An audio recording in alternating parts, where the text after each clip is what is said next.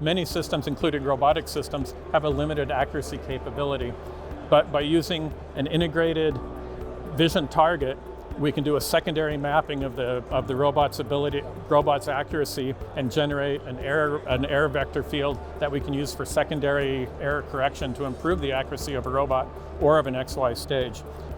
For extremely precise positioning inside of a work cell, if we can achieve an image that includes both parts that are being assembled at the same time, all in one camera image, we can achieve assembly precisions that are sub-micron, which is hard to attain in any other way.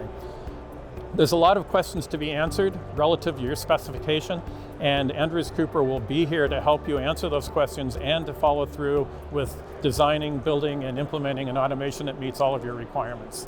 Thank you.